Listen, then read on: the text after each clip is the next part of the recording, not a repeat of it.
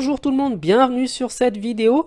Cette vidéo, elle a été faite grâce à mon ami Jonathan, qui est supporter marseillais et qui m'a demandé, pour prouver ma bonne foi, de parler des carabistouilles du PSG. Et pour cela, j'ai décidé de parler d'un match que beaucoup n'ont peut-être pas vu, le fameux PSG Bordeaux de 1999. Pour ça, on va mettre un petit peu de contexte. Deux équipes se sont clairement démarquées dans ce championnat 98-99, l'Olympique de Marseille et les Girondins de Bordeaux. Donc à la dernière journée du championnat, et les Marseillais ont un point de retard par rapport aux Girondins de Bordeaux. Les Marseillais vont donc faire tout ce qu'ils peuvent pour être champions, et cela passait nécessairement par une victoire. Les Marseillais vont donc s'imposer 1-0 grâce à un but de Robert Pires face au FC Nantes, et c'est là que la magouille du Paris Saint-Germain intervient. En effet, j'ai peut-être pas besoin de vous le présenter, mais la rivalité entre les Parisiens et les Marseillais, qui a été créée de toutes pièces par Canal+, est au plus fort dans les années 90, et quoi de mieux pour le club de la capitale que d'empêcher son plus grand ennemi de remporter le titre. Et pour cela, les Parisiens vont enchaîner les erreurs défensives assez bizarres, un marquage plus qu'imprécis, vont laisser énormément d'espace à Sylvain Wiltord pour ouvrir le score, puis le deuxième but bordelais va intervenir quelques secondes après l'égalisation parisienne sur une nouvelle erreur des joueurs parisiens. Enfin, le dernier but des Bordelais à la dernière seconde de jeu, on voit tous les joueurs parisiens marcher ou presque, personne ne donne vraiment l'illusion de vouloir jouer.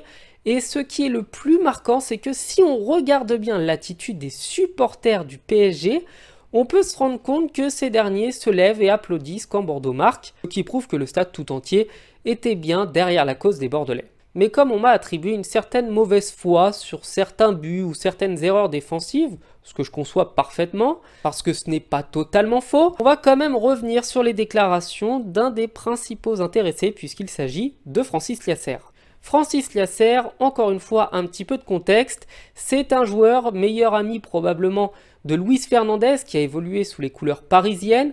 Il aura marqué le club non pas pour des buts ou des actions extraordinaires, bien qu'il ait mis une volée magnifique à 40 mètres, mais c'est surtout pour ses tacles assassins que Francis Liasser est entré dans la légende des supporters du PSG. En effet, il n'était pas rare à l'époque que Luis Fernandez le fasse rentrer pour quelques secondes dans le seul et unique but de tacler et de faire mal à un joueur adverse. Et c'est cette technique qui lui vaudra le surnom de boucher à Paris. Quoique quand on regarde les tacles d'Éric Dimeco, c'était pas forcément beaucoup mieux à l'époque. Et le principal intéressé, Cisco comme il aimait qu'on l'appelle, a dit au micro d'Eurosport ceci.